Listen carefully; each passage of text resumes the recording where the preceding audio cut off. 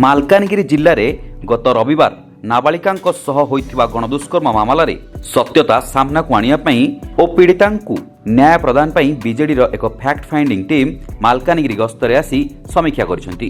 ଏହି କ୍ରମରେ ବିଜୁ ଜନତା ଦଳର ବରିଷ୍ଠ ବିଜେଡି ନେତା ରମେଶ ମାଝୀ ଓ ପ୍ରଦୀପ ମାଝୀ ଜିଲ୍ଲା ଗସ୍ତରେ ଆସି ପୀଡ଼ିତାଙ୍କୁ ଭେଟି ଆଲୋଚନା କରିଛନ୍ତି।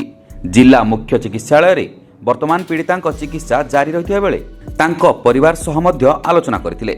जिला बीजेडी सभापति मानस माडकामी, जिला परिषद अध्यक्षा समारी तांगुल, मालकानगिरी पौर अध्यक्ष मनोज बारिक, उपाध्यक्ष कविता महंतों सह दलर वरिष्ठ नेतृमंडली पीड़िता और तांको परिवार को भेटिथिले। एहा सह तांकर स्वास्थ्य अवस्था और चिकित्सा व्यवस्था विषय रे जिला मुख्य चिकित्सा अधिकारी को मध्य पचारि बुझिबा सह उत्तम स्वास्थ्य सेवा जोगाइबा पई परामर्श देइथिले।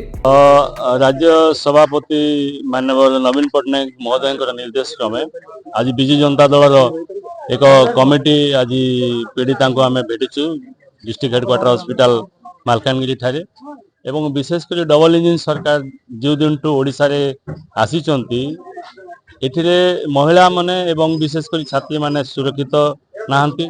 आपण माने देखुथिबे 14 मास रे एते गुडे गाँ गहली महिला एवं युवती माने गणदुष्कर्म शिकार होउचंती एवं इठी गोटे छोट झीटी जे कि 14-15 वर्ष झीटी जेभली भाव रे आम हॉस्पिटल आम सहित आलोचना कलु। दुख लगुच जे मोहन सरकार आसला परे एभली कहीं घटना घटुची महिला माने एवं विशेषकर छात्री माने कहीं असुरक्षित रहउचंती। एणु तार जवाब पाई राज्य सभापति नवीन पट्टनायक महोदय आमको जो टीम पठे आज देखला गोटे रिपोर्ट दिहब एवं आसंता काली कोरापुट डीआईजी ऑफिस आगे विजु जनता अविभक्त कोरापुट जिलार विजु जनता दल कर्मकर्ता से धारणा बसबू एवं कौन पाई एभली बारंबार ओडिशा भली एक शांतिप्रिय जो राज्य थिला अमेरिका कही सारा जे ओडिशा समेत 6टी कि 7टी राज्य रे महिला माने सुरक्षित नुहंती। एणु जातिसंघ भी जानी सारा